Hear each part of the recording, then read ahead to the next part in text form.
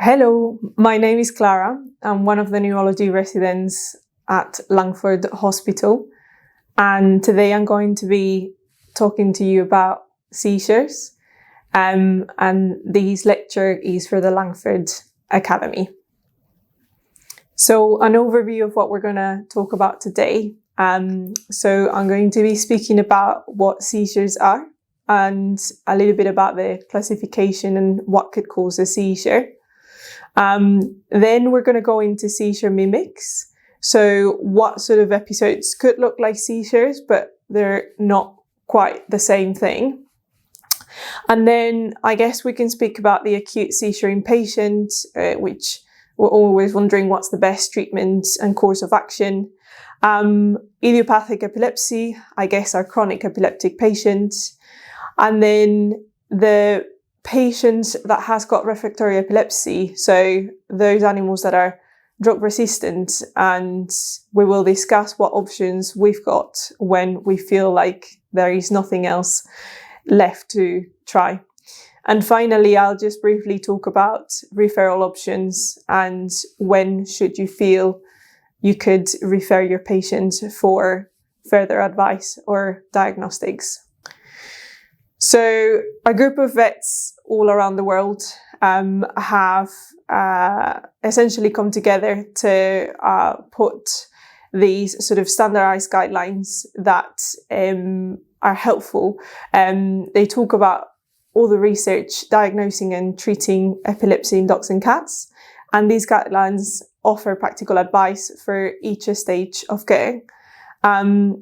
Their purpose is to provide clear, helpful and reliable information. So when you're doubting, oh my God, where should I look for how to treat my patient, then these are really good.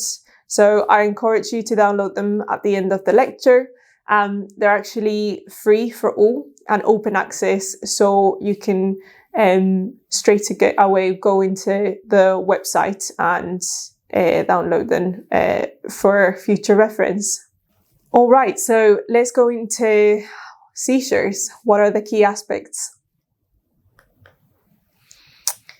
I guess let's take a quick look at what happens at cellular level. So the normal brain cell maintains an evenly distributed electrical charge across the cell membrane. The interior of the cell, it's negative in respect to the exterior, which is positive. And then this difference is maintained at resting state, mainly via our sodium-potassium ATPase pump. The resting potential of the neuron refers to the difference between the voltage inside and outside of the neuron. So the resting potential on average is around minus 70 millivolts. And essentially when the cell gets excited, the sodium channels open up and the positive sodium ions surge into the cell. And so once the cell reaches a certain threshold, also called depolarization, as it becomes more and more positive, you get an action potential firing, and they sense an electrical activity signal down the axon. So this is pretty much the sort of principle for how a seizure starts. And I guess it's useful to know that there is also an imbalance in neurotransmitters. So you get less inhibition from your GABA receptors, and then you get more excitation from glutamate. And usually what you get is inhibitory neurons surrounding other neurons and keeping this in check. But if the excitation is big enough, you lose control of that inhibition and the seizure spreads. Right, so what is a seizure? We define a seizure as a sudden unregulated burst of activity in maybe some or all parts of the brain. And as such, they can cause a wide variety of signs.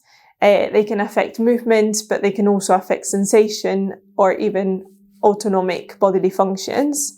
These signs could involve the whole body, so causing what we know a generalized tonic-clonic seizure, or they can be only affecting a small part of the body. We refer to these as focal seizures, and these may come across as, let's say, focal twitching of some of the muscles of the head or face. In terms of the prevalence of epilepsy, we actually still don't know how prevalent it is. There is a figure that we currently use, it's 0.6%, and this comes from a study which is a few years old now, and it was performed where there was no video recording. And so nowadays we feel that we actually see probably as many epileptic cases as we would movement disorders, which is one of those big mimics for epilepsy.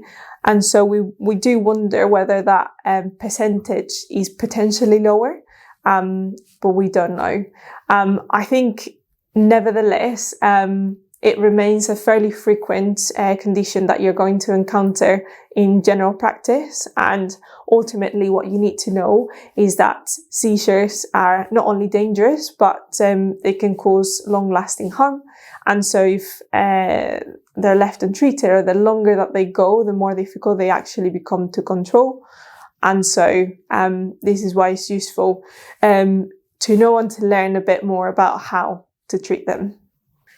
Right, so without diving too much into classification, maybe it's useful for you to understand how we classify seizures, because ultimately a seizure is actually a term that we use that refers to any sudden, brief and transient event. So it's actually quite vague, and it refers to the clinical signs that we witness. And so it doesn't necessarily mean that the event is epileptic or that your animal is got idiopathic epilepsy.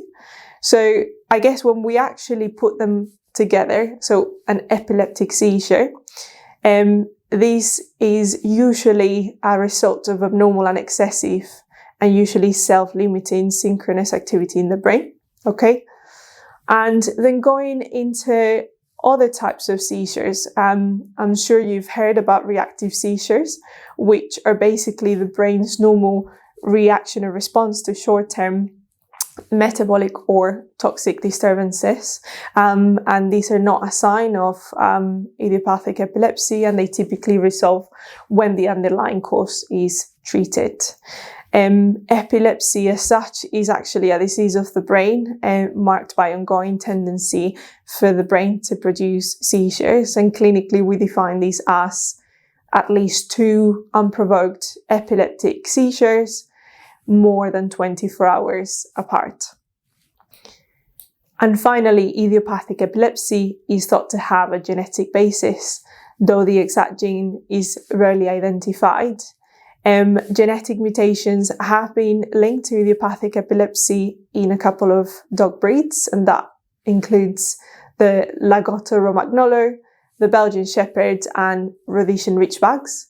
In comparison to human epilepsy, there is over 900 genetic mutations identified, and so you can really see the difference there. There is probably a lot more in dogs and cats, but we've not identified them yet. Some breeds, on the other hand, have a higher familial risk, but most cases are polygenic and are caused by multiple genes. And so what that means is that you don't necessarily need to have epilepsy in the family. It can occur in a dog with no clear family history. So features of a generalized tonic-clonic seizure. This table is very handy for you to have a look at, as I think this summarizes what things you're looking for when you're, I guess, quizzing the owner that brings you the history of my dog's had a seizure, and you're trying to find out if that seizure was truly, let's say, a seizure or epileptic event. So seizures generally tend to be stereotypical. So they always look pretty much the same, like they might vary very little, but they should be fairly homogeneous, and they tend to happen when the animal is asleep. So in the middle of the night, or sometimes the owners witnesses as the animal is maybe having a snooze in bed or on the sofa. Then I suppose if they sort of describe the episode as varying significantly or lacking of a pattern, I think I start to wonder whether this was truly a seizure. They generally last less than 5 minutes and are often followed by a post-ictal period. And these clinical signs may involve disorientation, restlessness, lethargy, deep sleep, ataxia, hunger, thirst, and sometimes aggression or temporary blindness. And signs that support a diagnosis include impaired consciousness, orofacial movements, autonomic signs such as hypersalivation, defecation, urination, and of course convulsions during the ictus for generalized seizures. I guess I always make sure with the owner, was the animal unresponsive and could you distract them from the episode? And if they say yes, then I guess you start to wonder, was this truly a seizure again? So these things are very important for you to clarify. Patients with epileptic seizures, neurolocalized to the forebrain. Other clinical signs that might help you localize to diffusely forebrain include changes in mentation, posture reaction deficits, and menace deficits. When you've got an animal that has come into you, is recently has had seizures, and you're trying to see whether this dog or cat has got any neurological deficits. I guess if they do, and say your neurological deficits don't localize to the forebrain, then it's more likely that you've got something else going on responsible for the seizures, versus if these are the clinical signs you get. So, for example, a quiet mentation, a tetraataxia, and a absent menace, then you can maybe suspect that these deficits are more likely secondary to seizure activity. Here are some video examples of, first, a dog that starts having some focal but very quickly goes into a generalized tonic-clonic seizure. My colleague is safely putting the dog on the floor, and as you can see, there is tonic-clonic movement of the limbs, and there is hypersalivation. The dog is unconscious through this episode. On the other hand, I've put some videos of focal seizures, the first one being potentially a bit more obvious. You can see the foaming through the mouth, which is hypersalivation, and then this chomping or muscle contractions of muscle and facial musculature. So myoclonus and epilepsy can be observed in symptomatic myoclonus as part of a degenerative encephalopathy, such as Lafora disease, or NCL, which is your neuronal ceroid lipofuscinosis, or it can be a myoclonus of unidentified etiology. The clinical episodes may present as sort of sudden and involuntary muscle twitches, ranging from these jerky head movements you can see in this dog on the left, and then movements can generalize onto muscle fasciculations of all the body, but also the head, and in some cases can actually evolve onto generalized tonic-clonic seizures.